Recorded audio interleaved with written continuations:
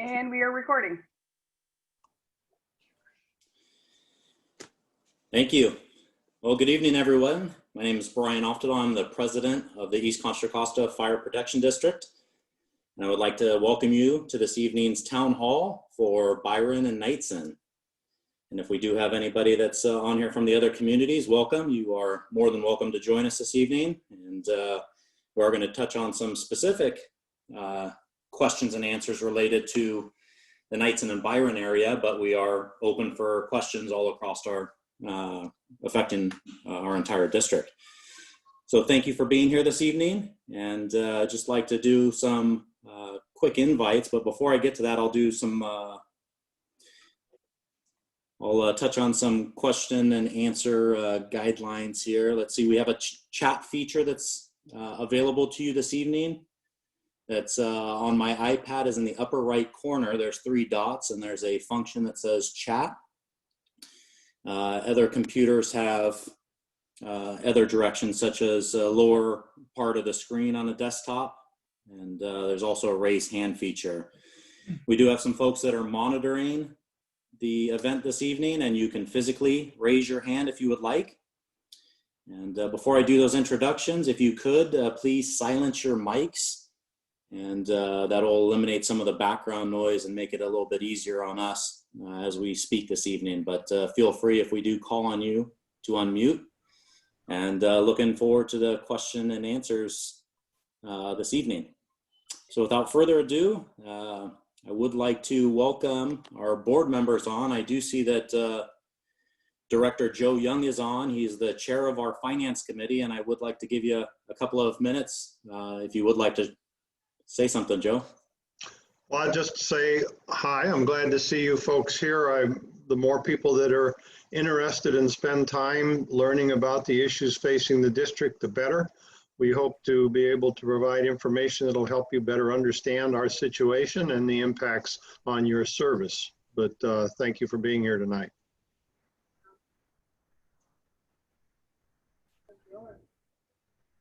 We're going back unmuted again.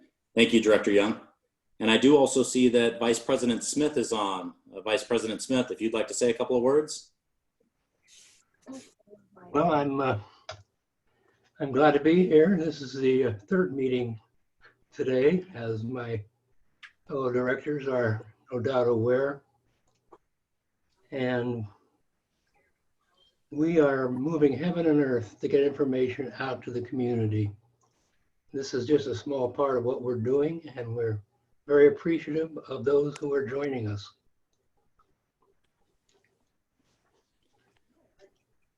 Nice, thank you, Vice President Smith. And unless I've missed anybody on the participant log, it doesn't appear that we have a quorum this evening, so I don't need to worry about the formalities of a formal board meeting this evening. But President, excuse me, sir, we do have a quorum. We have 3 of you here tonight.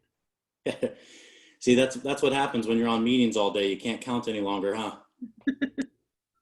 Well, thank you for that. I appreciate you being here and helping me. So do you want to conduct a quick roll call? I'll go ahead and call this meeting to order since we do have a quorum. And if you could just conduct a quick roll call to make sure that we don't have anybody calling in. Absolutely. President Ofdahl? I am here. Thank you. Vice President Smith? Here. Director Young? Here. Director Langro? Director Nash? President Ofdahl, you do have a quorum of 3. You can proceed with the meeting. Thank you so much. All right, without further ado, we're going to get into our meeting, but we do have some local representatives, and I would like to give our first special guest, Pastor Ron from the Bryon area, an opportunity to jump on and say a couple of words. I'm happy to be here. I'm pastor of St. Anne Church in Bryon, and I think it's really good for communities to come together because it strengthens them as we get to know each other better, know what the issues are, and can learn from each other and help each other out to be a better community. So that's why I'm here. Thank you.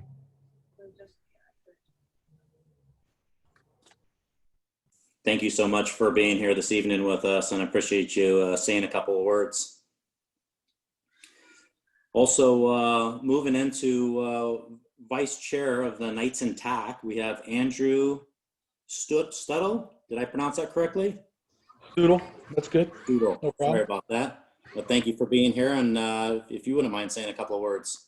Yeah, no problem. I appreciate you having me. And, first I wanted to say thank you to the fire district for all the hard work you've done. And I hope these meetings really gain support and having the community come together as, the fire district and departments are an invaluable asset to our communities and across the state. And I think in our community, much more just due to the older infrastructure, citizens, accessibility that our communities have. And so I hope, today's meetings, as well as the meetings moving forward, we can gain community buy-in because the district does need our support massively. The fires are not going to stop. And so we need the community support. And I look forward to supporting the district and the communities moving forward. Thank you. Yeah, thank you so much. We could definitely use the community support. I know these firefighters are out there running ragged right now, and they could definitely use the support of everyone. Thank you also for being here this evening. Definitely appreciate having you. And without further ado, I want to get right to it. I want to introduce your fire chief, Chief Bryon Helmick, and he's brought along Fire Marshal Steve Aubert with him. But without further ado, Chief Helmick, I'm going to hand this off to you. Well, thank you, President Altidal, and welcome everybody that's here. There are many familiar faces and there are many new ones, which excites me. The fire district has been in a series for, really the past 3 years, trying to educate and inform all citizens of our jurisdiction, and this is a continuation of that. So the fact that all of you, once again, many familiar faces, which means that you've attended other previous town hall meetings, Facebook Live events, our board meetings, I really wish many more people within our community would do so, because we are challenged with getting relevant information out to our residents. I think that, I know that we have been challenged with getting good reach. I will discuss here in a minute, but our organization serves 128,000 residents, and it is very hard to get depth into and reach into our communities to let them know who we are, what our challenges are, and what it is that we're trying to do, because we do have some very, very historical and very big service level challenges, and we're trying to have active dialogue with our citizens about how we're trying to correct them. So I appreciate you all being here. We're really, this is after, 2 months, I believe. We've been doing 2 months of these town hall meetings. What I want to start off with saying is that historically, as we've done a series of Facebook Live events that are actually the product of doing a We Are Listening initiative that started middle of last year. In the middle of last year, we were trying to educate and inform our communities of just who we were. We had an identity crisis. In some degrees, we still do. People don't know that we're the East Contra Costa Fire Protection District. They didn't know we were not the city of Brentwood Fire District, the city of Oakley Fire District, or Contra Costa County Fire, which is to the west of us. We're an independent special district, which I'll be discussing here in a minute, but we had a huge identity crisis, and we were trying to let people know who we were. And we also wanted to learn what people knew, what they felt, their opinions on the district, how they were concerned or frustrated. And we did the We Are Listening initiative. And that went all the way from the middle of last year through the beginning of this year. And the byproduct of that was we knew we had about 7 different topics, constant themes that we had, and we created 6 different videos, 3-minute videos to kind of address those topics. And so we've been also doing, alongside of these town hall meetings, Facebook Live events to be able to hit that very specific topic and then just do a question and answer session, just to be able to get people introduced and start conversations and let people know where we are. What also is important to note as I start my presentation here today is there is no monetary ask here. The district is not asking, the district has not placed an initiative on. We're not asking for you to vote on any district-led initiative. We are saying, however, get educated on Measure X, because there is the potential that will impact the fire district. That's a county initiative that can benefit us. But right now, there's not an ask of the fire district, except for you individually to get educated and to get informed on all things of the fire district, know how we got to where we are, understand what our challenges are, and share it. Because I'll tell you is as we move forward and as the district does make decisions about increasing service levels or doing challenges, we don't want anyone to be surprised. We don't want anyone to say, well, why is the district asking for this? Or who are they? And who do they serve? What service they provide? And what are they trying to address? We don't want anyone to be surprised on who we are or what's going on. So we want to spend time now and continue this conversation. So for those of you that are new, I'm going to start a presentation here in a minute. I'm going to share my screen. I will present what those topics are going to be, but please have a notepad handy. Grab your phone, grab any device to take some notes down. As it was stated, is that you can in the chat box post your questions in there as I'm going through the presentation. You don't need to hold until the end. You can plug them in there and we'll take them accordingly, or you can raise your hand at the end and look at your notepad or however you have to ask us questions. As a disclaimer, I want you to know that as your fire chief, I strive to be able to address all of your questions. However, there's gonna be times I just can't, or I just don't know. And I may defer. I may defer to Chief Albert that's on the line here today. I may defer to one of the directors. Or I may ask you to call and we can take this information offline. But the biggest thing I want you to know is I am your fire chief. If you live in Brentwood, Oakley, Knightsen, Bethel Island, Discovery Bay, Byron, Marsh Creek, Morgan Territory, you at the very end will have my cell phone number. You will have my email address. You have a direct access to me, and I'll have you work with my staff and or myself to address any questions that you have. And I do want to be accessible. I don't just say this lightly. I really mean it. I want you to be able to have access to information. The last thing I want to say before we start the presentation is this concept is complex. I've had the privilege of being started here as a volunteer in the 90s. I've worked at every one of the stations that have either been closed or that are currently open. I've worked at them in all capacities as a firefighter, engineer, a captain, a battalion chief, and now I oversee all of them as the fire chief. So I've been able to watch this organization grow, and I understand our problems really well. The reason I say that isn't to boast. The reason I say that is because I'm still learning. And there's a lot of history and there's a lot of things to overcome. There's a lot of things we're doing with the support and the direction of the fire board and working in collaboration with the representative of labor groups for the members that do the services we provide. We're over kicking a lot of rocks and doing a lot of things. We will not be able to answer all your questions here tonight. We will be able to start and hopefully address many of them. But we expect and we hope that we encourage you to know that the people that are in this room, virtual room here tonight, is we are fully invested to doing the best we can with the abilities that we have and the resources we have to run a very efficient business. And we provide a public service. You'll see hopefully through the presentation and that my candor here tonight that I am fully invested, the board is fully invested, and we take our jobs very seriously. We also do not point blame really elsewhere. There are a lot of things that caused our situation where we are today. We take full responsibility, and we are working to resolve all the problems we have. And so wherever we were and wherever we are and wherever we're going, the fire board and I take responsibility for to correct it. So we're not here to point fingers. We're just here to find remedies and correct and move forward. So let me share my screen. Again, please take notes. I do apologize for any reason I go quick, but I want to be respectful of your time. And I really want to spend more time in the question and answer session. So let me work through this technical part of sharing my screen and opening our presentation. All right, can I get a thumbs up by anyone if they can see my screen? If anyone just lets me, okay, I got a bunch of thumbs up.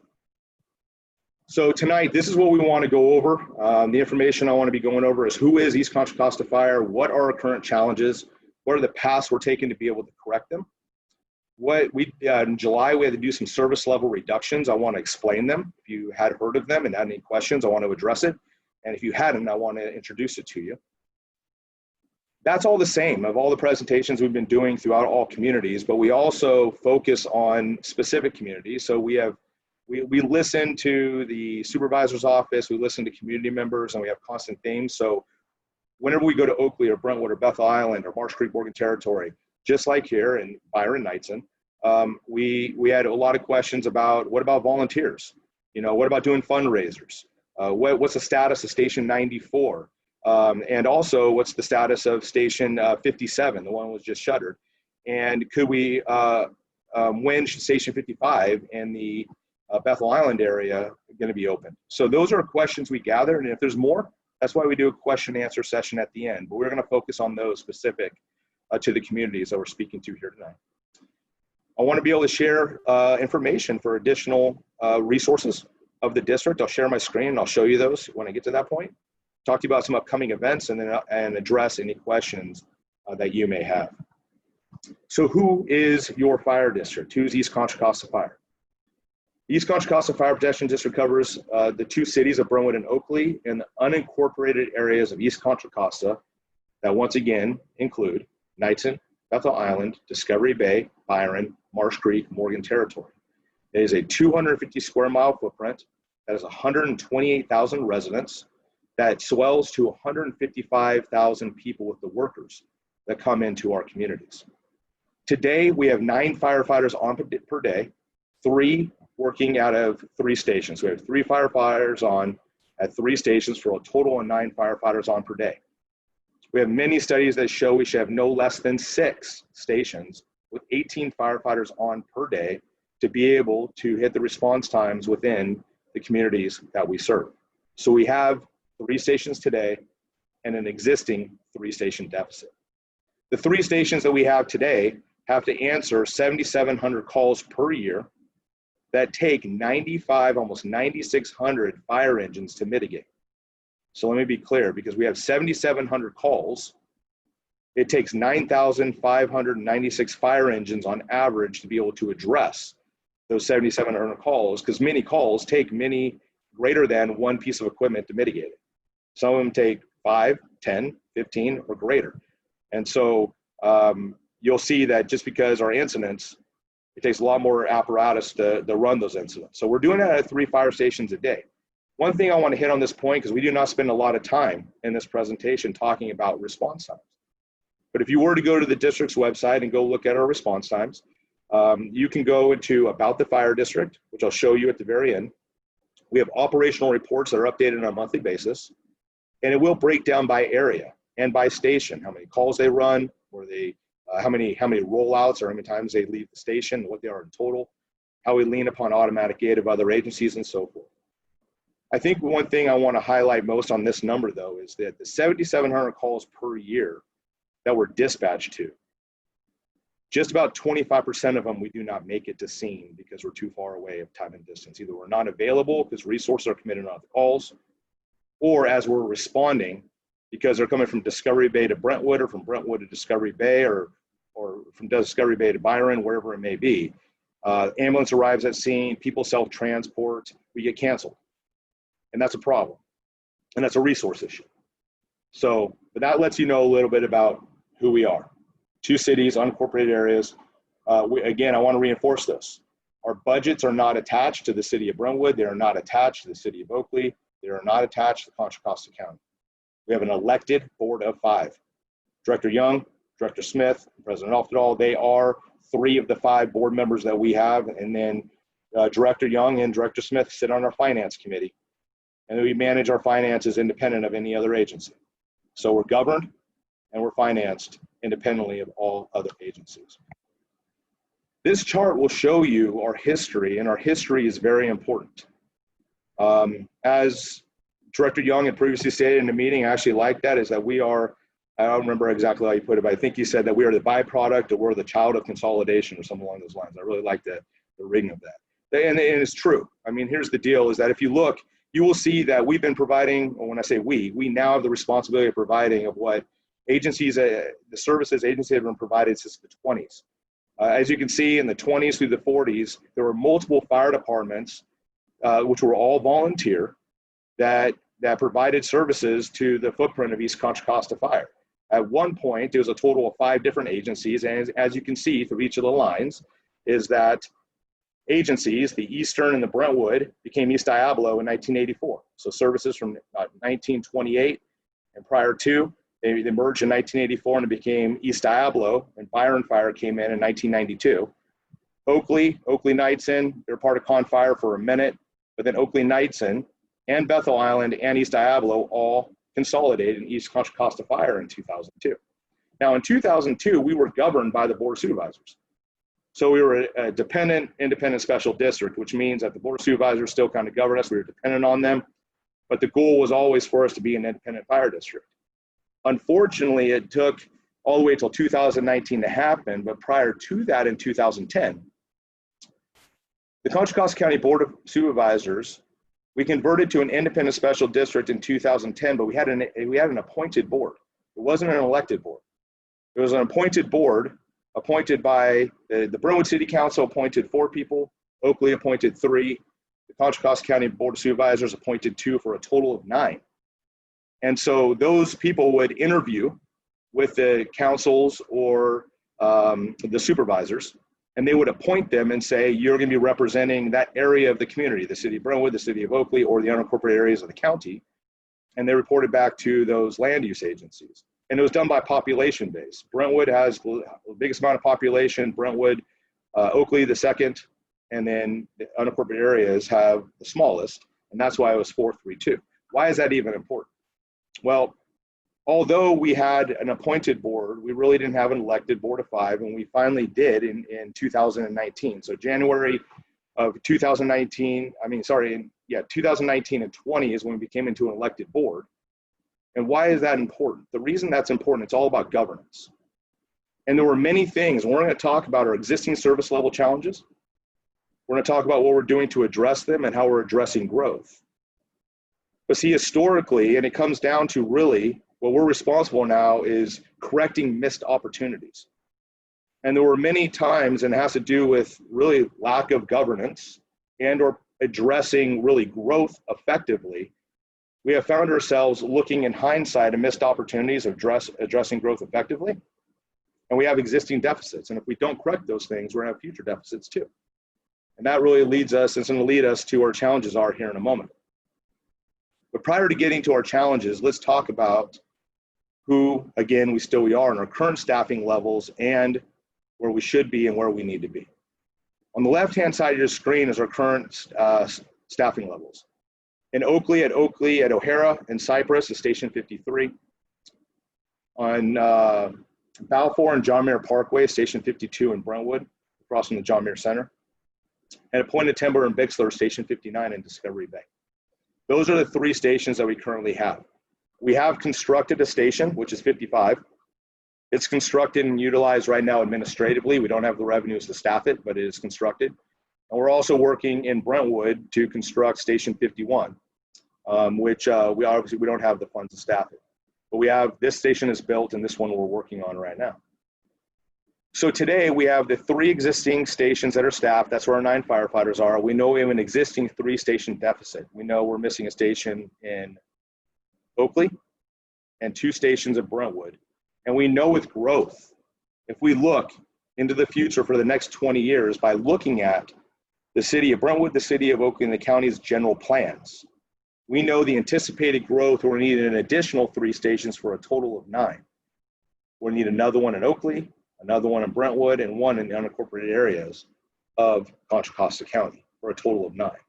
So at full build out, if general plans were to hold, and the numbers were not going to be increasing beyond what we anticipate today, is that we'll need 3 stations Oakley, 4 in Brentwood, and 2 in the unincorporated areas. Now understand that this is all dependent on population and time and distance, and that's how this is defined. And it's also, I hit this early, I usually hit this earlier, but I'm going to say it now, is what I want all folks to understand is no one call is more important than another, and no one community is more important than another. We look at our responses and our responsibilities as a system, as an operational, very complex system.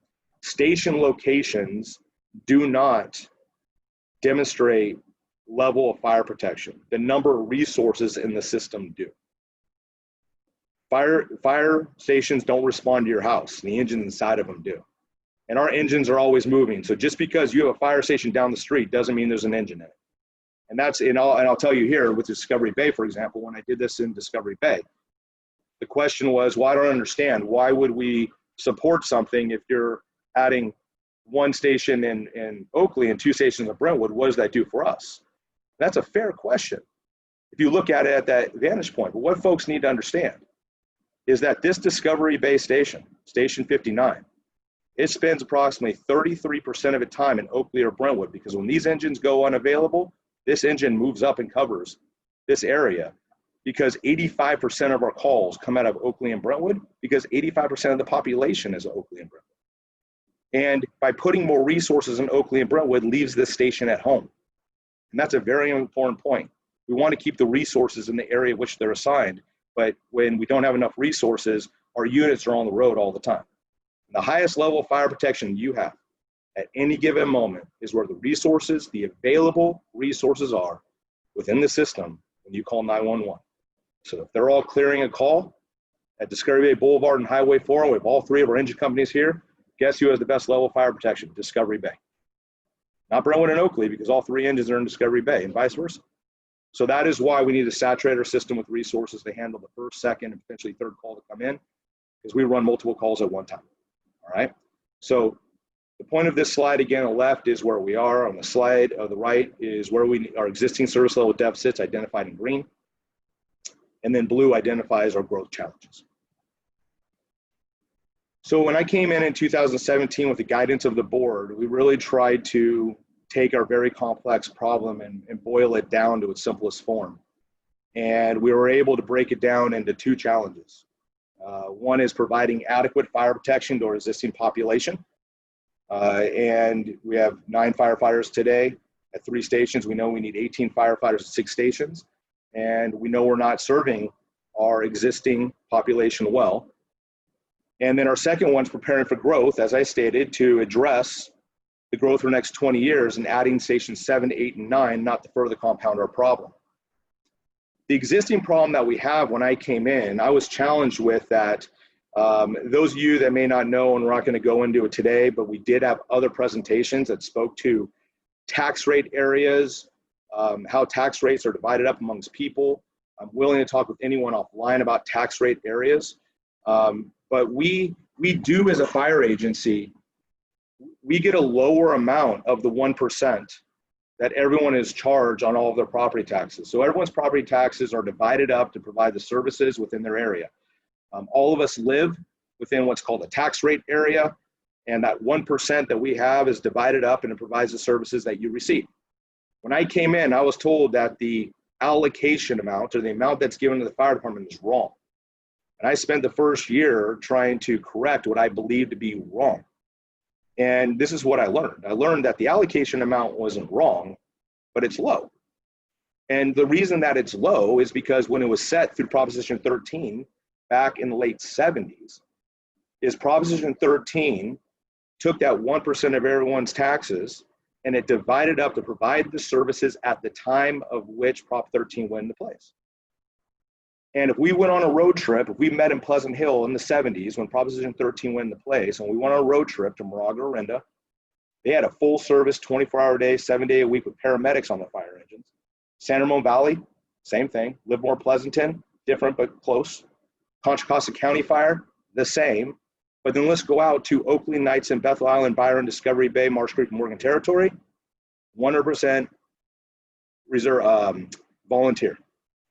They would tone, people would respond to the station, they would go, some of them got paid for calls, some of them didn't get paid for calls per call, but the funding at the time provided that level of fire service, and we're still being funded underneath that model. And again, it's not wrong, because when it was put in place, the expectation was that if service models needed to change, additional revenue had to be brought into that jurisdiction to increase service levels. And today we're running with the revenues that we have off of a rural funding, a volunteer fire department funding, when we're trying to provide suburban or urban level services, 24/7, 365 a day, and the revenue that's brought in is adequate to be sustainable, which means we can continue to do it for here indefinitely at 3 stations. But we just do not have the revenue. And if we want to increase service levels, we need additional revenue to be able to do so. And that is what the district's working on, as I'll get into the next slide, of how we're trying to address this. But these are our 2 problems: are providing services to the existing population and making sure that we address growth. So what are we doing to try to address this? Now, as I stated, when I came in 2017, if you were around here from 2012 to 2017, it was a roller coaster of opening and closing stations. I mean, we're opening one and closing one and opening and closing one. And when I came in and had the opportunity to work with the fire board at that time, the transitioned elected board now, we had some guiding principles. And some of the guiding principles were that we want to live within our means. You know, if we can't provide services that are sustainable, which means they can continue to go, we're not going to continue to provide them because it's not sustainable. The employees can't rely upon it. The citizens can't rely upon it. And we found that our existing revenues are sustainable at 3 stations. And so we have a model now that is sustainable at 3 stations, but we know it isn't adequate. We also knew our infrastructure was deteriorating. We were operating out of stations that were built in the 50s and the 60s that were intended to be volunteer fire stations. That is why, and we also realized that all of the old organizations through consolidation didn't really look at a regional type of approach to response. They thought about their jurisdiction at the time, and so station locations weren't ideally placed. And we knew that we had to, what we call close or shutter stations and sell them and try to find different properties and better locations and what is the order and the place, and we're in the process of doing that now. And we have 1 station built, we're working on another one. And so we have been criticized to some degree is why are you building stations that you can't staff? And what we're saying is, well, we want to make sure that when the revenue comes to the district, you don't have to wait to bring people in. We have places to put them in too. So I would hate to get revenue to bring people into the district and say, we have to wait 1.5 years to hire people and bring them in because we don't have stations to staff them in. So we have stations that are built. We're also putting in place to use existing stations that we're operating out of. But many of the shutter stations we have are not adequate to provide services out of, and we're correcting that.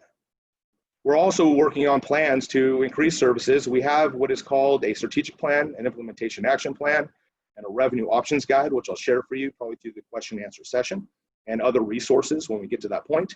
And we're also working with the cities and the counties and looking at state initiatives. We're looking at now county initiatives. We're also building potential assessments that we may bring in front of the people if those other opportunities don't provide us solutions to address our challenges.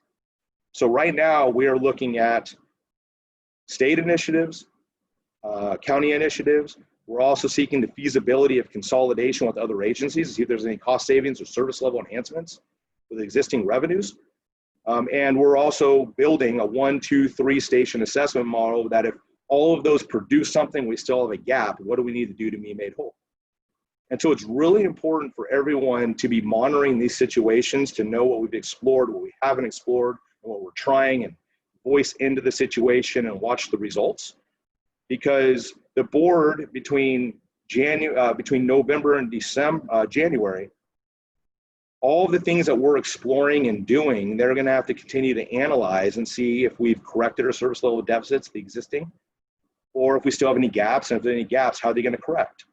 And it would be very hard to start the conversation with everybody then.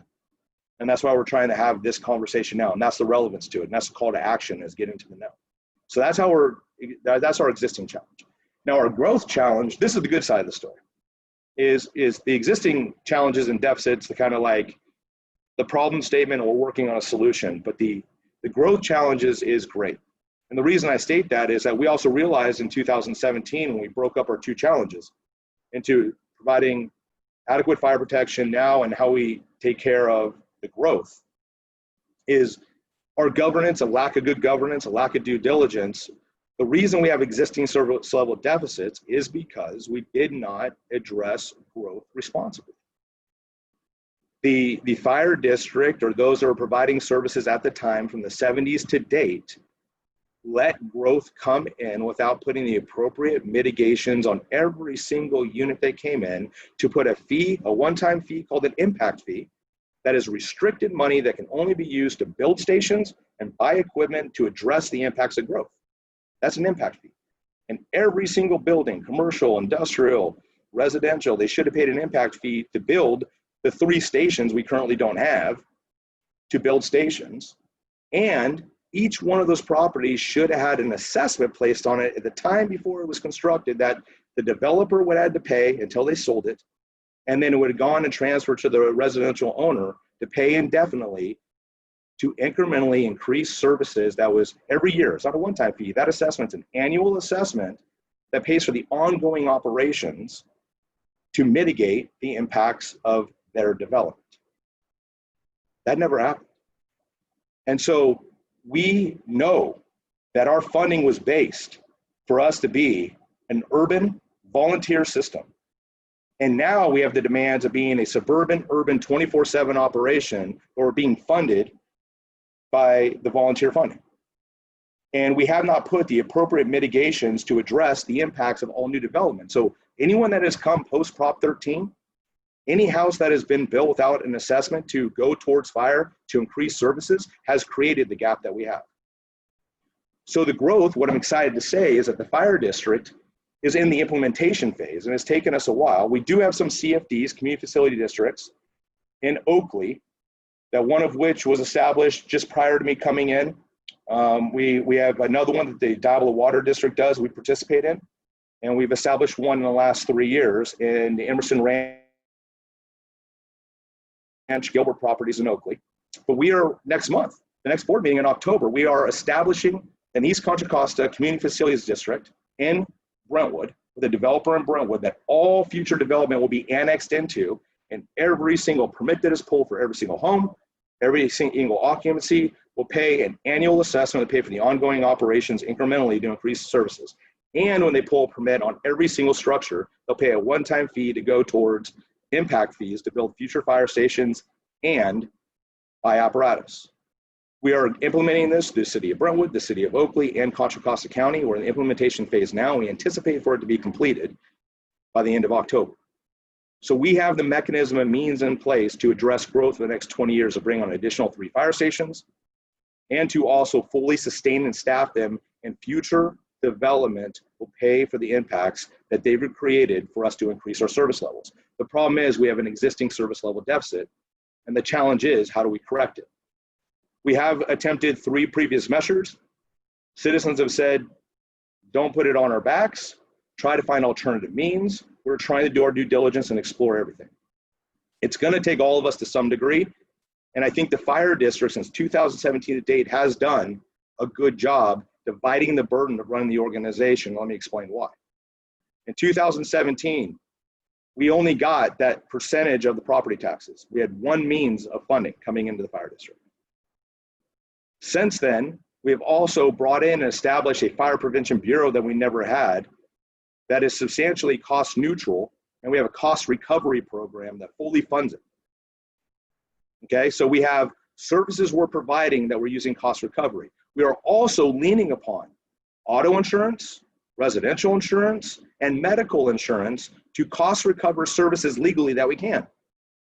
And our citizens get frustrated about this, and I want to be clear about a couple things. Number one is, we only do it because we're trying to be creative and get funds in everywhere we can. That's the first thing. Number two is, understand this. Your insurance companies are charging you with the expectation that people are going to do cost recovery for services that you use. And many and most agencies don't do cost recovery. But our cost recovery hits the insurance agencies, not the user. So if you get in a vehicle accident, if you have a medical aid, if you have a nuisance fire or something that is negligent, your insurance covers that, and we do cost recovery for it. But the point being is, our intent is to be creative. If we had appropriate funding, that is one of the things the board would probably consider, seeing if there's a value in it. It only brings in a couple $100,000 a year to the district. It doesn't do a lot, but it does something. But the point being is, we have the revenue for taxes, and we do cost recovery. We're implementing impact fees, the one-time fees to go for future stations, community facility districts to be able to address future growth. We are now working on a 5th one that we're going through all these other options to figure out how we take care of our existing service level deficits. The reason I bring this up is that the citizens say, listen, don't put it on our back. And the one thing I would hope at some point folks would see is that the district has done, the fire board has done a tremendous amount of work over 3 years, that they have a multi-pronged approach to address our issues. And lastly, the staff is working on, with the support of the finance committee, a benefit assessment that, if it were to be the mechanism the board wants to use, it doesn't just impact residential property owners. It is a balanced approach to put an assessment that charges for the benefit you would receive by the parcel that you own, and no one is exempt. This benefit assessment would charge the cities, it would charge schools, it would charge businesses, it would charge developers, it would charge residential occupancies. If you own a parcel, if you have an APO number and you own the deed, or if you own it, you pay. There are many taxes where people are exempt. The mechanisms they're looking at is you pay for the benefit. It's weighted. If you receive a greater benefit, you pay more. If you have less of a benefit, you use a smaller home, you pay less. But nobody is exempt. And so that's where I just really appreciate the board being very dynamic, complex, and innovative on trying to be creative.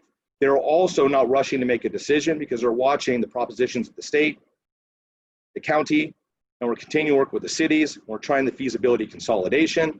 And once we've done the feasibility, we'll make an educated decision. When I say we, the board, with staff's recommendation, will make a decision on how to move forward or not. But it's going to take all of us to be able to address what we do.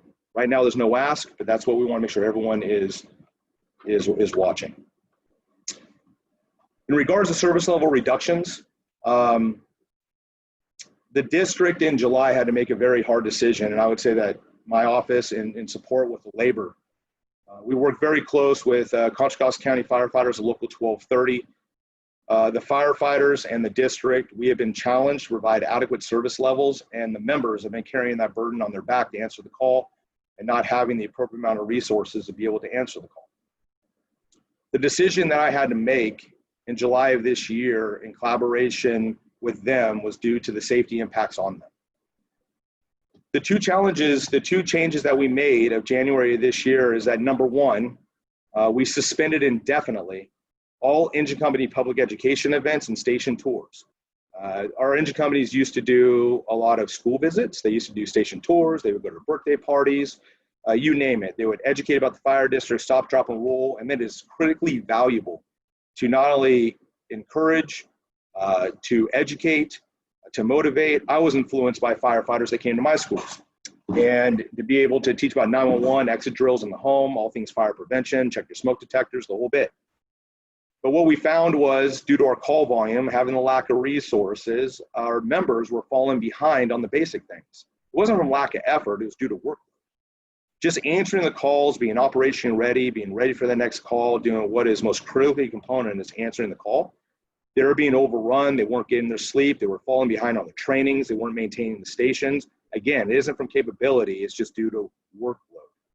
And so we had to cut this nice to have, and we have to focus on only the need to haves until we can get more resources and we can share the burden of running the calls amongst everyone. Secondarily, was as of July 1, we had to change to a defensive stance on all fires unless it was a life safety risk. So in June, just so folks know, and this decision was a year in the making. Almost a year ago, we had to reduce the amount of fire engines that we send to fires. So throughout the whole Contra Costa County, if you have a what we call room and content fire, so your mattress catches on fire and it goes to your drapes or a garbage can and the contents in your room are burning. Now let me be clear, it hasn't spread to an adjacent room, it's not going into the hallway, it hasn't extended into the attic, it's contained in the box. That's what we do. That takes 15 firefighters and 2 battalion chiefs to safely do that, to be able to get water supply, forcible entry, search and rescue, fire attack, ventilation, salvage and overhaul, and the other things to support those operations from rehab. It takes 15 firefighters and 2 battalion chiefs to be effective at it. A year ago, because of lack of resources and our strain on our neighboring agencies of doing aid agreements, we had to reduce the number of engines we send to fires to 3. 3. So we send 3 and not 5. We put our firefighters at a disadvantage, and we did that for a year. And we did it for a year with the thoughts that our aid agreements would become more balanced. See, our neighbors were sending us anywhere from 3 to 5 to 1 then, when we were getting 5 engines. And we said, no, we're going to reduce the number we send, but we want to work and try to do the best we can with what we have. We reduced it down to 3. We still found that we were still 2 to 3 to 1, which means that the aid agreements were heavily imbalanced. And bordering agencies can't subsidize other agencies. It's called subsidy, they're subsidizing us. And automatic aid agreements are intended to be balanced at the end of the year because they're mutually beneficial, and it's not one community subsidizing the other. So in an attempt for the safety of our members, which in hindsight, I probably should have done this over a year ago, because we were only sending 3 engines to a fire. And reducing to 3 anyway, it didn't correct the aid issue. I had to make the hard decision to going defensive on fires and only calling for additional aid if the fire could not be contained with the original structure, which means other homes would be exposed, or there was a life safety risk. So the change is this: on July 30th, that if we arrived at scene with 3 fire engines and there was smoke or flames showing, we would call for additional resources just because it was a fire. It was a fire. On July 1, the change was when you arrive at scene and just because you see smoke and flames, it doesn't mean you'll call for additional resources. You will handle it only with your 3 resources unless the adjoining homes that are next to it are going to catch on fire, or there's a life safety risk for yourself and or residents inside the home. And if there is a life safety risk, and if there's multiple homes that are getting involved, call for additional resources. But unless those 2 things occur, you have to handle it with only 3 fire engines. So that forces us, when we arrive at scene, to not be overly aggressive, which means we start from a defensive and work to an offensive. So I want to be clear, the misconception was, oh, firefighters are just going to arrive at scene and watch houses burn. Negative.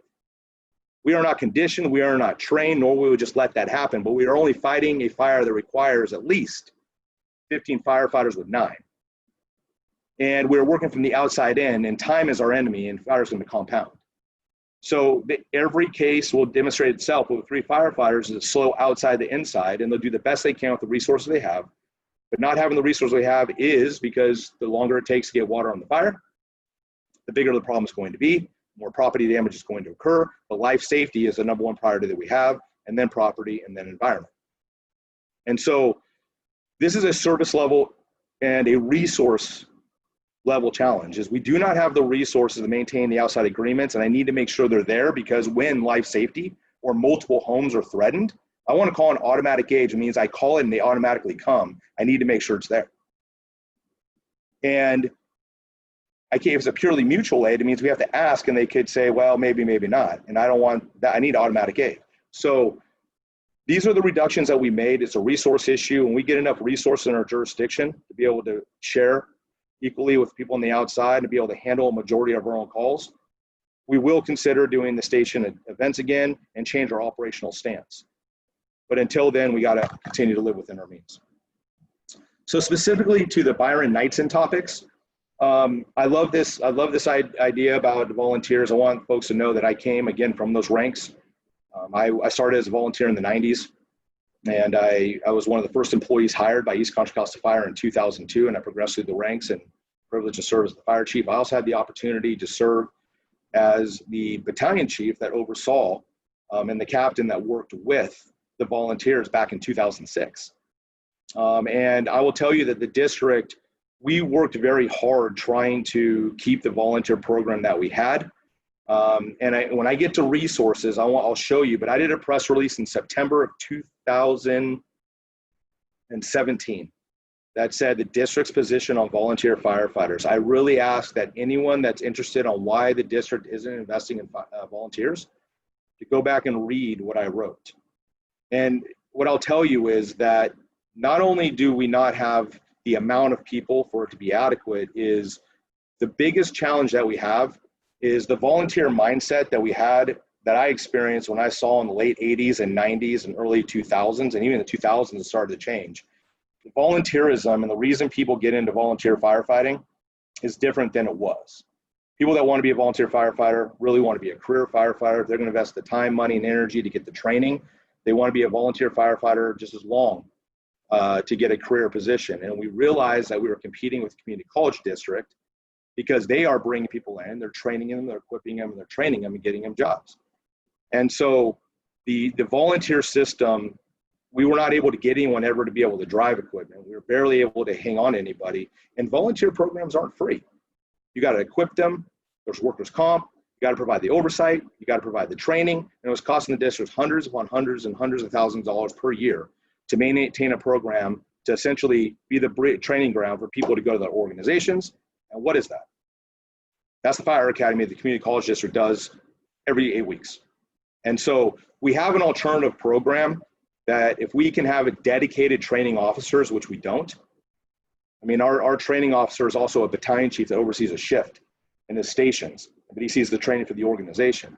But if we had a dedicated 40-hour training chief and or training captain, we would partner with the community colleges like Consumas El Grove does, and many agencies who the state do, to go lean upon them saying, hey, why don't you give us some of your cadets? We'll sign off their task books to get their state certification. It gives us the opportunity to observe some of your top talent. It gives us the opportunity to have helping hands in a very isolated and restricted way. And it gives us some extra manpower. And then once it's done, or if that individual doesn't work out, we give them back to you because they're your responsibility. You take care of their liability, you equip them, they're your responsibility. And once they get done and they want to go to a job, we can go back to the pool and bring in another person. We can manage that program. So we can put one of those on each of our engines to be able to do that over time, but we do not have the administrative bandwidth to manage a program like that. And to be able to have a volunteer fire program, it's a strain on the district, and it doesn't provide the benefit that people believe it does. And so please look at that press release, and I'd be more willing to talk about it, but we have an alternative plan in place. What about fundraisers? So here's the deal. Many people may not know, and I don't have the information on me, and I always forget the web address, but listen, we have a firefighters association, and they do a lot of community-driven fundraisers. They also do they work kind of with a historical society. We have an old engine called Jasper that they're restoring. They do community events. They come alongside the fallen of old volunteer firefighters, firefighters that have passed, members in our organization that grow ill, they pass, loved ones pass. The association comes alongside of them, but they also invest back into the community. So fundraisers, that is a good place for fundraisers. The challenge with the concept of fundraisers is fundraisers don't fill the bill for ongoing sustainable operations. Because here's the deal, it takes about $4 million a year to operate one fire station.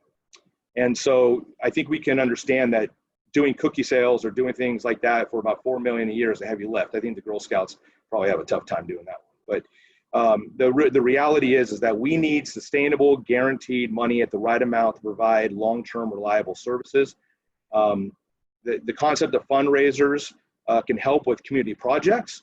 They can help with public education. We do have fundraisers that we've done recently to help people learn CPR.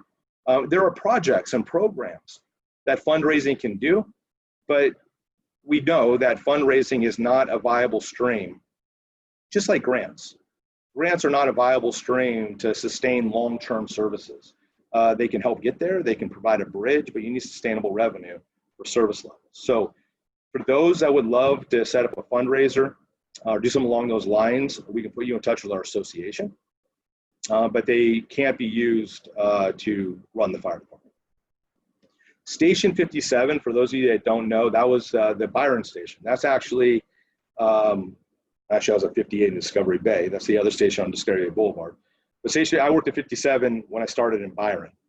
Station 57 in Bryon, that station was shuttered, and it was surplused and sold. That station did not fit into our 9-station build-out model. And so we actually brought that into our capital equipment replacement plan, those funds from it to work on either apparatus or stations in the future.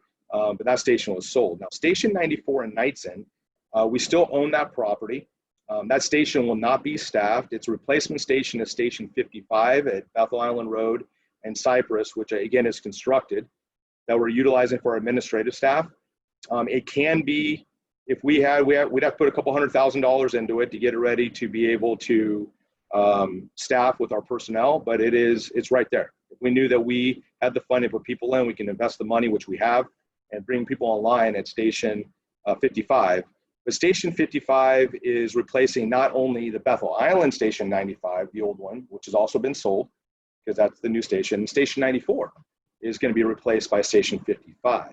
Now, right now, if you were to drive by it, you'll see engine companies going by it. You'll see our mechanics working out of it, because the district also doesn't have a shop. And that is the district shop right now. So we are utilizing Station 94 as our shop.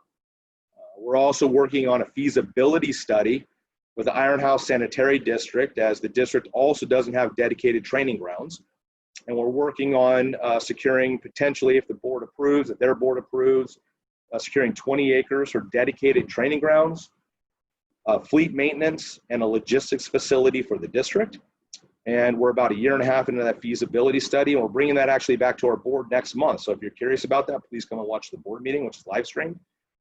But the point being is, if that facility moves forward, we plan on putting the shop there. And when we do, that station will also be surplus and sold, because Station 55 is going to be the replacement for it, and the facility for maintenance will be at Iron House. When can Station 55 be opened? I think I've already addressed this, but to reinforce it, 3-station model, living within our existing revenue is where we are. In the next couple of months, we're hoping that we identify a revenue stream to open up a station, and if we did, at this time, that's the first station that's going to be open. It's the only one that's constructed. And we would have to invest a little bit of money to put some fine-tuned things onto the building, but we're well positioned to staff it when sustainable revenue comes in at the amount to be able to hire the 9 firefighters for that station. So for additional information, this is our website, and I'm actually going to go and I'm going to leave the screen here real quick. Before I do so, we have an upcoming event. We have another Facebook Live. It's the last one. This is our last town hall meeting. We've been doing this for 2 months. We've done multiple of them, and I'll show you here in a second on additional information on the website, but please come to the Facebook Live event. The Facebook Live, I always say Facebook Live, but it is, if you don't do Facebook Live, it's also streamed on YouTube and Periscope. And so you can go into YouTube, Periscope, or FaceTime Live. And you can, as you're watching it, you can put in your questions, and we'll do a question answer session on that. As we go into questions, as President Oftedal identified, we have our fire chief, Chief Albert, fire marshal, Chief Albert. That's his email address and his cell phone number. And myself, yeah, that's my cell phone number too. It goes right to us. The reason I put him on there, Chief Albert does all things community risk reduction, vegetation hazard abatement, plan review, inspections, investigations. He does all things in that regard. So he's also the district's public information officer. He's the primary. He has a backup, which are operations chief, Battalion Chief Ross McCumber. But between myself and Chief Albert, you have access to all the information that you need. We'll direct it to it. If you don't hear from me, you'll most likely hear from him. The district's website is on the bottom, and that's what I'm going to be showing you here real quick before I turn this back over to President Oftedal. So on the district's website, what I want to show you is when you go to the district's website, and I was doing this on the previous meeting, so I do apologize, but bear with me here. So when you go to the web, there's a wealth of information. We try to be as transparent as possible. So when you go to our website, there's a ton of information. When you click on it, it's about the fire season. You can go into past events. So this event is going to be housed there. So the Marsh Creek Morgan Territory meeting, all the Facebook Live events, all the question and answer sessions, it's all available there for you to see. Secondarily, the press releases I pointed to. The press releases that we have within the district, all of them, all the way back until 2014, really, that we've been there. We've tried to place them on there. About the district, our transparency finance, you'll find all of our financial documents. You'll find all of our memorandums of understanding with our employees. All of our board meetings, all of the meetings, the agendas, the resolutions, our ordinances, all of our board policies, all of the meetings that have been recorded are all going to be available there for you. The operational reports, as I previously stated to you, the operational reports are here. Just a button every month. This is the most recent month. Calls for service by area, the automatic aid calls, all the way through. So I think the last thing that I would say is that when you go to our homepage, all of the video series that we do on the Facebook Live, if you go in here, it's just the video series. If you ever have any questions about We Are Listening, if you click on this We Are Listening tab, just so you know, you can add any comment you want on here, and then you can submit it, and it gets emailed to the whole administrative staff, and we'll respond to you. We'll listen to you. The other two things I want to show you, and then I'm going to turn this back over, is that if you go to the districts, you can do, if you click on this link and you go inside, it's joining our mailing list, you put your information in there, and we'll send you every press release and every board packet so you know what's going on with the district. The last thing I want to hit on is the district strategic planning. So look, where we are right now has been a long road. We have been doing community town hall meetings from 2017 on, and this chronologically goes through not only the town hall meetings we've been doing for years, and all the videos are there for you to watch those too. And developing our strategic plan, the press releases that lead up to it. We have many legal analysis that we go under question and answer. We've looked at What about, as I told you when I came in, I'm like, oh, the allocation amount's wrong. And it's like, no, it's not wrong, it's low. Well, here's 2 legal analysis we called white papers that talks about reallocation. People say, why not building moratoriums? Well, here is a legal analysis on that and the district's positioning on it. What about who's responsible? The cities, the county, or the fire district? There's another one. What if people detach from the fire district or declaring emergency declaration? Why don't you do these things? All of this information is available for you. And you'll find all of the meetings and the board retreats that went all the way through and all of the studies we've done to build not only our strategic plan, the plan that we're doing to implement it, and the revenue options guides, and you're gonna see that we quarterly do an update on the strategic plans. So to conclude, what I wanna share with you is that we really are in a situation to where, I'm trying to figure out a way to stop sharing the screen here. Right now, we really want to make sure that you have all of the relevant information that you need. And so to conclude my presentation is we are here to continue this conversation with you. We really hope that you can see not only do we take this serious, but we are doing everything that we can to run efficiently as we can to address our existing service level challenges and address our future challenges. But when and if staff recommends to the board that we need to do something, we need the community's support to participate in that and support, and hopefully you see value and you have trust, potentially investing into your fire district and your fire board, and or considering giving additional revenue to the fire district for something that you see is needed. So President Alfdahl, I thank you for the time. Myself, Chief Albert, we're available for any questions if you'd have any. Thank you. Nice. Thank you, Chief Helmick. Appreciate it. And I'm going to go ahead and hand it off to Susanna to help facilitate questions and answers. Susanna. Thanks, Bryon. Thanks, Chief. So if you would like to ask a question, you can physically raise your hand if you're on video. You can go down to participants and click the little raise hand. It's a little blue hand. If you're on the phone, it is *6. Bryon, please correct me if I'm wrong here. *6 to mute and unmute, and *9 to raise your hand. So questions. I don't have any in chat right now, but feel free to pop your question in chat and I'll read it if you don't want to ask it live. So who has the first question?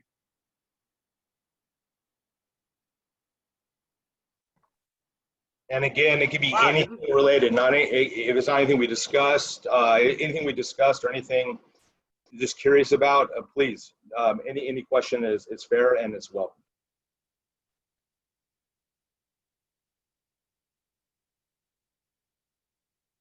I have a hand raised.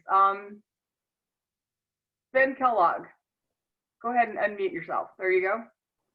Good evening. I was wondering if someone from the district could talk about the possible benefit assessment that's being worked on that could go on up for the voters within the next 12 months or so, possibly. What does it include? What does it not include? Is it only stations? Is it stations and personnel? Does it include monies for anything special? Paramedic program, which is important and would bring the district in line with just about every other district in the Bay Area. Thank you. So what I'll do is I'll start, and Director Young, are you willing to jump in on this one with me and we'll kind of tag team it? Are you okay from the finance committee's perspective, kind of what we're brainstorming? Do you mind if we both hit on this? So I'll start. I'll be happy to contribute. Yeah. So this is the deal. This is what I want everyone to understand is that right now everything's in draft form and we're working through trying to finalize everything to bring for board consideration. And it's a very comprehensive process because there's a lot of things in flux and motion, right? So we're looking at existing revenues, potential new revenues. We're also looking at mechanisms such as the impact fees and CFDs and how do they intersect with each other. And once they get implemented, we need to know how the big forecast looks, multi-year forecast, right? So there's a bunch of puzzle pieces that we need to make sure go together, all right? Now, things that we do know, because the way that it's written and the way that it's done, it is meant for services, people, bodies, okay? So it is not gonna go to address, capital needs. This is really about service level needs. Now, we as the fire district have been we have a strategic plan. We went through a community strategic planning process. Paramedicine actually came into the conversation, but it wasn't high in the conversation, all right? So us trying to get to 6 stations, provide adequate fire protection, EMS levels, it was surprising that the paramedicine through the community involvement process, it was on the radar, but it wasn't actually nowhere near to the top. It was the immediate needs. I making an assumption, Ben, just to, my perspective is you'll find it as we update the 19 to 23 strategic plan.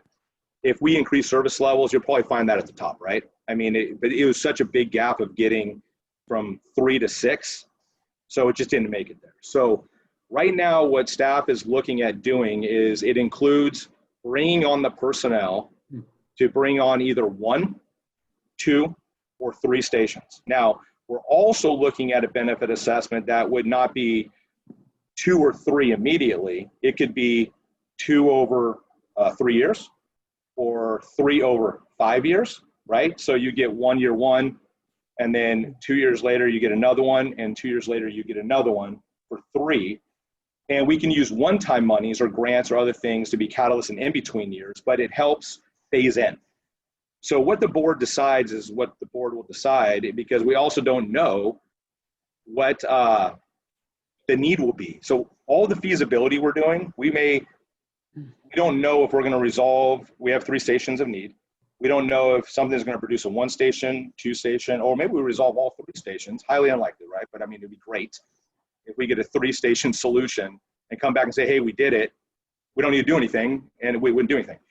But we're also preparing for the worst case situation where everything's a goose egg and we need to do 3 stations. So staff's preparing a benefit assessment for personnel and staffing for 3 stations all at once, or a 3-station tiered in for worst case situation, right? And so we are looking at obviously existing service level costs. We do take into consideration assumptions for future pay and growth and all of those things. And that's everything we're working through finance and ultimately for board approval. And that's why it's so complex, right? So I think that starts to answer your question. It does it to some, and then I'll let Director Young handle, and maybe we can do a follow-up question if we miss something. Yes, I think the chief gave it a good start. It is definitely a vehicle aimed towards the operating costs. So those costs are more than just labor. They include the services, supplies, the upkeep and maintenance of the stations and the engines, and that type of thing. So everything associated with operating the district from an operations standpoint. And it's developed by looking at what is the current state of the district, and then what are we going to add, and what is the delta in cost for operation. And then that delta is allocated to the property owners in the district based on the benefit that they will receive. And there's a very complex formula for determining that benefit, but primarily it's based on how close you are to a station, how close you are to a fire plug, how big your house or business is. And those 3 and a few other factors basically determine an amount of assessment for each particular property based on the benefit that it can receive from improving the district.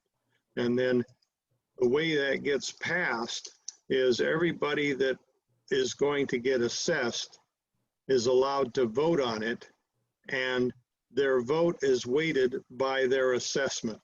So large assessments will have more of an impact on the outcome than a smaller assessment. But what that does is it really fairly allocates the cost of that new benefit, that specific benefit of an additional station or 2 additional stations, whatever it is, to the people based on how they will actually benefit from it. So somebody that's got a vacant lot is not going to see the same kind of assessment as somebody that's got a 5,000 square foot house sitting on a lot, because they have a bigger need and will get a bigger benefit than a person with just the vacant lot. I don't know if that answers all the questions, but we went through it once before for 1 station, and for residences that were close to a station. It was in the neighborhood of $100 to $110. Well, since that time, costs have gone up, so it'll probably be more. And then it depends again on how many stations we need to fund from that assessment as to what the final number will be. But as the chief said, we have the ability to coordinate this with other revenue enhancements that we're looking at, and hopefully some of them will come through. And we have the ability to phase it over time. You know, I think we can get 3 stations operating within 5 years or less if people are willing to fund that additional operating cost. But that's just my opinion right now. But as we move forward, we'll sharpen it up. And to further enhance what Director Young's saying is, you know, one of the challenges we've had early on historically, and I've seen it, is, listen, you know, whatever you do, you need to find a way to have everyone contribute. And the parcel taxes and other things, there are many agencies and entities that are exempt from a lot of things, and you'll find schools, cities, and other areas. Now, a benefit assessment, look, if you own a parcel, you own a parcel. If you're a school, if you're a city, if you're the county, you'll receive that benefit to that property, and you get assessed that. So just so you know, the fire district is already working with the cities and the counties and special districts and large property owners, just like we're doing with the community. We want everyone in our community to not be surprised if we move forward with this, that there's going to be an impact. And right now, there are very fair questions amongst many of them. Now, we have what I believe to be a good amount of support, but the way that this is done as we move forward, look, there's a tremendous amount of transparency in this as we move forward. Is the way that this is done is through what's called an engineer's report. So we have an engineer's report, and you will be able to not only see, as Director Young was discussing, the mechanics of it, the nuts and bolts of what is the criteria used, how would your home be used, all the way to the point where you'd be able to put your APN number or your address into something, and you'll be able to see the criteria of, was it a sprinkler, non-sprinkler home? How is it far as a fire station? Do you have fire hydrants in your area? Do you not? What is the criteria? What is your annual assessment going to be? And we literally have to touch all 44,606 parcels within our jurisdiction and make sure that the 1, 2, 3, or 3 station tiered up, that what the assessment of the weighted value is going to be. But I just want to be clear that it impacts everybody. And it doesn't, for example, like a regular parcel tax, is you would take the total amount of what you need divided by the number of parcels, right? And there's some that are exempt and some not exempt, and everyone has the same.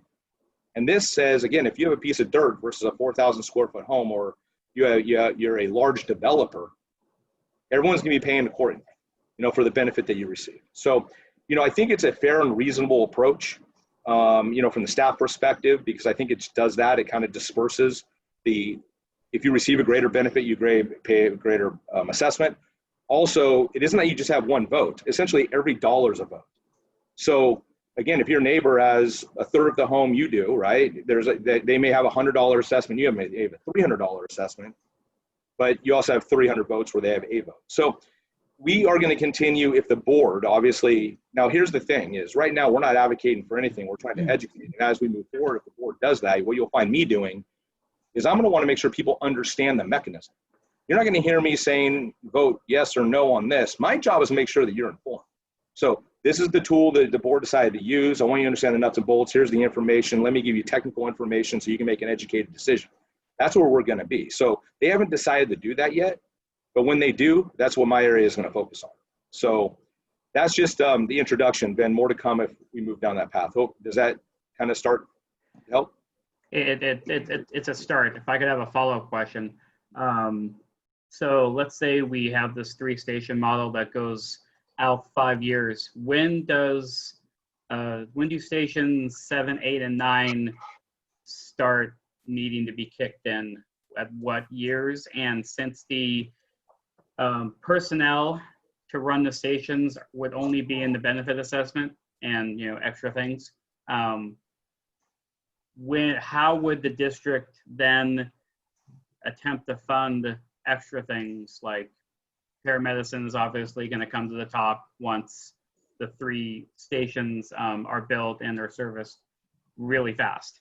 how are those extra, specialty things like paramedics, hazmat, things like that come into play? And would consolidation look like a really good plan based on that, instead of having the district try to spin up these programs on their own? Yeah, so look, a lot there. Sorry. Yeah, so no, I mean, look, it's fair, and that's exactly why we're here. So listen, I think, obviously respectfully, I hope you understand everything that you're talking about is on the radar. But again, from the simple to complex approach, we're trying to provide the baseline services. So let me try to take this off on a couple bites, all right? So I think the consolidation conversation, for simplicity, it needs to be its own conversation, right? It's something to where we are looking at the feasibility of it. We're trying to see with existing revenue, service levels can be provided for existing service levels. Is there any economy with, if we were to just give our revenues, or if they were to be annexed into, if they had our revenues, is there increased service levels? To what degree? What are they? And seek understanding. And we're hoping by November, December area, we can have at least understanding what that looks like. And just for simplicity, that's going to produce information there. So leave that. Now, going back to your other point, as East Contra Costa Fire, with our existing strategic initiatives and what we're trying to do, is that we are going to seek additional revenue to get us to 6 stations. Now, the additive specialty programs, it would all depend. Now, does that mean that we are able to do it with the existing revenues we have? Does that mean we have to go for another assessment? Does that mean there's other grants or means to be able to increase services? But I will tell you that, hazmat, paramedicine is something that's very realistic, right? And trying to build that bridge to get there. Right now, it isn't in the 5-year strategic plan of the district. So it'd be an added expense. I would have to see the way the dust settles in regards to, listen, we have a couple things that we didn't discuss here tonight, which are great victories for the district, is we have pension obligations that are going to be decreasing, not only through recent actions of change policy, but also things that we invest into are going to drop off too. So we're also forecasting and see. So in the future, not anything we can bang on now, but next year and the years to come, there may be revenue opportunities for the district to add additional services. That's going to be multi-years out, right? So look, the paramedicine and added services will take additional revenue. As we update our strategic plans, all of those new services can be entertained to be brought in. I would also say that you had consolidation, added services, you had one other piece, and I know I missed it. Is there a bridge between the 5-year plan for the stations and when 7, 8, and 9? Thank you. Yeah, the growth. So actually right now, it's like as we speak. So right now what we're doing is, because we're implementing, right now we just did Brentwood, we're doing Oakley in October, and the 22nd of this month, like next week, we're going to be implementing with the county, and then we're annexing the CFDs. But we also have what's called in-growth. So we have not only future growth, but in-growth. And we're analyzing right now, looking with the existing growth and also with future growth. We're trying to put our finger on where we'll feel that revenues from not only impact fees, but CFDs will be able to bring service level increases from those mechanisms. One thing that you're going to see is that we're working on a long-term financial plan. Going back to, I think, your first question, right, is all of the pieces, like we have studies that show how everything works independent of each other. So we have a budget, we understand. I can take the physical impact analysis for the CFDs, and I can tell you how that's going to march out. I can also walk out with you and be very clear about the impact fees, okay? Independently, they're very clear, but how they intersect, and then how you take our existing budget and lock it in. We are at the staff and the finance committee level working on the plan that brings them all together. So your questions will get answered there, and those mechanisms will define future opportunities that will be reevaluated on a regular financial cycle, which we do our preliminaries in June, final budgets in September, and we do budget amendments in December. So the thing that we need to be clear about, Ben, too, is that we have a plan for the year and we forecast future, right? And we know that that's why you do amendments and adjustments, because things change. And if that was an agency priority, which today it isn't because we have such a big deficit, that if that was a priority, you would see us leveraging and moving and trying to work towards addressing them. And would it take additional revenue or not? To me, it's too early to tell. So I'm not trying to put facade. I'm just saying that it's just too dynamic and too complex to give you a solid answer. Does that make sense? That was actually a really good answer. Thank you for your continued leadership and clarity on these issues. Thank you very much. Thanks, Ben. I have a question from Lisa Vasco in chat, and Chief, I think this is directed to you. Lisa asks, if we were designed to be a rural fire district, then why have we not billed the cities of Brentwood and Oakley for services which the district is providing to them? And if they refuse to support our needs, then pull out of those stations and only support the rural towns, Knightsen, Bryon, Bethel Island, and Discovery Bay. Lisa, I hear you, and I understand. That's actually a good question. So I think that the realities and the challenges are that we are East Contra Costa Fire by LAFCO. This is our service area, period. Like we have our area designed to provide fire services to, and all the revenues that come into the fire district are what provide us with the revenues that do what we do.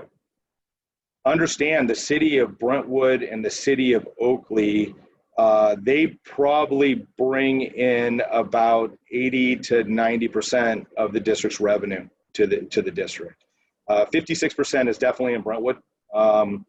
And so the volunteer system, again, is not ones of which is going to be adequate to be able to be sustainable in what it is that we do. Brentwood and Oakley and the revenues are huge. I mean, for example, for us, for any community to leave East Contra Costa Fire, it has to be demonstrated that the service levels would maintain the same and wouldn't decrease. If Brentwood were to be pulled out of our district or Oakley were to be pulled out of our district would be decimated. LAFCO wouldn't allow it. I mean, they've been very clear saying, listen, we wouldn't allow for large communities like that to leave because they are our tax base. I would have to agree that there's been a tremendous amount of growth in those areas, however, that have added additional need for services, and that's exactly what it is we're trying to address. I can't answer to why they weren't billed when it says why we have not billed the cities of Brentwood and Oakley for the services. So we're required to provide fire protection in the city of Oakley, the Brentwood, and unincorporated areas. That's what, and if you go back to the website where I showed you who's responsible for fire service, the fact that we exist, the cities of Brentwood, the city of Oakley, and the county are not required to provide fire protection to the areas we serve is because we exist. If we didn't exist, the responsibilities would go back to each one of those agencies independently, and they know that they couldn't provide the services for any less than we do.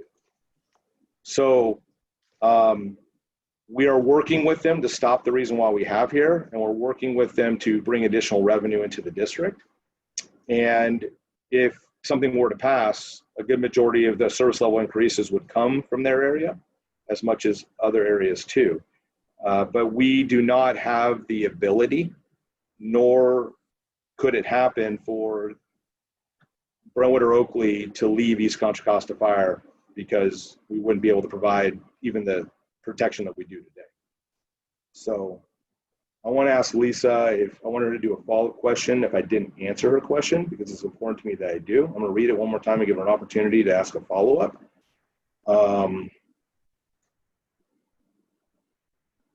And let me say this, because I'm reading the question again. It says, if they refuse to support our need. I don't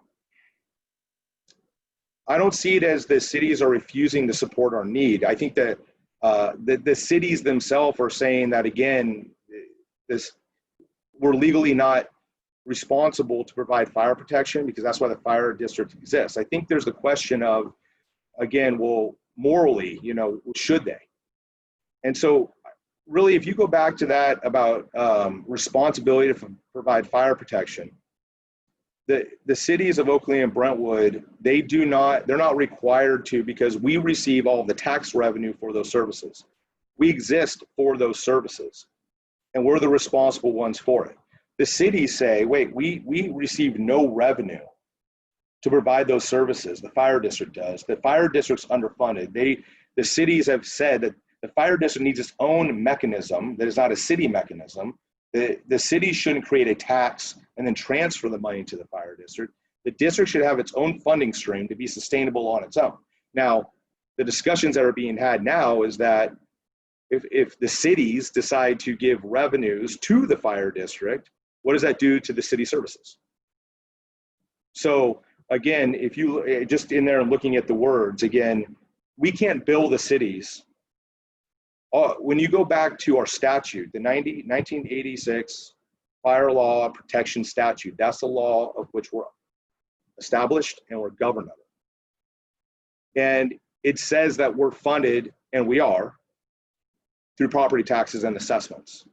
We receive funding through property taxes and assessments. The property taxes we receive are lower because when they were established, we were a rural department, and now we're providing suburban, urban services. So we are receiving it. We don't have assessments. We can't pass assessments. So now other entities giving us money it can be done, but it doesn't mean it's guaranteed, because they can just change if they give it to her or not. But our statute also shows. So when I was on our website and I showed you our strategic plan, implementation action plan, revenue options guide, I didn't spend time on the revenue options guide tonight. But if you click on the revenue options guide in there, it is a quick reference guide, and it's color coded red, yellow, or green. And the things that are green, we can do. The things are red, we can't do, but other agencies can do, like the countywide sales tax, it's red. Like, we can't do that. Now they can do that and give it to us, but we can't do that. We can't bill. Now we can do cost recovery legally, but we can't bill anybody. And so the fundamental challenge we have is, and this is where I'm at, it's not so much that they refuse to support our needs. The challenge is that legally, now I'm not saying if people agree or disagree, but legally they're not required to provide. They would if we didn't exist. They legally are not required to. But what they're hearing through their constituents in the communities is, well, even though you're not required to, we believe the city should prioritize to. And this is where I think we're seeing the challenge of how do they answer, how do we or they answer that question. So I just, in that thing is, we're trying to work. I want to commend not only the president off it all, but also Carrie Nash. We're working with not only the cities and the counties to see what can be done, but that document really helps understand the landscape of why they're struggling to, and it hasn't been done. But it's not that they don't want to help us, it's that the challenges that I'm hearing, I'm speaking from staff, I'm not speaking on behalf of the board, I'm not speaking on behalf of the cities, is for us to support you to the degree that you need would challenge us to cut critical services we already provide. We don't want to do that. Do we have to create another tax to maintain our services and give to the district? Why doesn't the district just do something? It's super hard and complex. So Lisa, I hope I buy you enough. Okay, cool. Thank you. The point is that they are not funding the district through their growth, who's responsible for this funding shortage, and the Board of Supervisors or the developers who have overwhelmed our budget. Yeah. And so respectfully to the cities, we have unincorporated areas too that have compounded, but respectfully tonight, we're in Knightsen and Bryon, and that's not so much the case. So I just want to say your points well received. And I hope you understand the position that we're in and legally restrained to what we can do. And we are working to resolve that. So I hear you. So thank you. Hopefully I answered and provided some clarity on the topic. Great. Thanks, Lisa. Does anyone else have a question? Again, just raise your hand or toss it in chat. Okay, I am not seeing any questions. Anybody else see anybody that I missed? Looks like we answered all the questions. So President Oftedal, I am turning this back over to you. Nice. Thank you, Susanna. And thank you, Chief Helmick, for answering all those questions for us this evening. Also, thank you, Director Young, as our finance chair, for digging in and answering Ben's question to a bit there. I definitely appreciate everyone being here tonight. Special thanks to Vice Chair of Knightsen's TAC, Andrew Sudel, for being here this evening, and to Pastor Ron for being here and saying a couple of words. Definitely appreciate all the dialogue. If there's others in the community that would like to get together and would like us to come and answer any questions, please feel free to reach out to us. Earlier, the Chief and Fire Marshal Abert's email address and phone numbers were listed. I'll also provide my email address and phone number, my cell phone, area code 925-584-0592. Once again, 925-584-0592, or my email address, boftedal, which is BOFTEDAL @ECCFPD.org. And you can also reach out to us through our website. Our website has a ton of information, as Chief Helmick was explaining, www.ECCFPD.org. And please keep an eye out for that Facebook Live event that is coming up September 28th at 6 p.m., which is a day in the life of East Contra Costa Fire Protection District, and there will be an opportunity for additional questions and answers. I would invite you to join us for our monthly board meetings. Those are on the second Wednesday of every month in the evening, and you can get those agendas emailed to you monthly. We do also have a monthly Finance Committee meeting, as you heard Director Young and Vice President Smith, that are both on this call, are the standing members of that committee.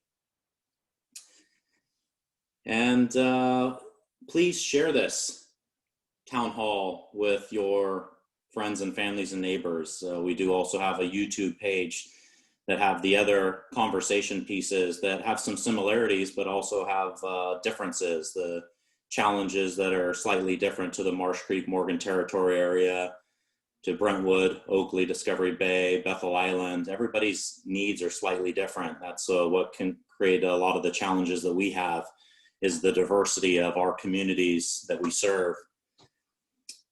We could really use the help with folks following and really understanding what's going on in our district. So as I said, please share these town halls, and also try to encourage friends and family that live within our area to follow us on social media platforms such as Facebook, Twitter, Instagram. We have Pulse Point, which will tell you where the sirens are going. If you hear them off in the distance, you can download a smartphone app, which is called Pulse Point. And really why that was built was for cardiac arrest and to improve cardiac arrest survivability.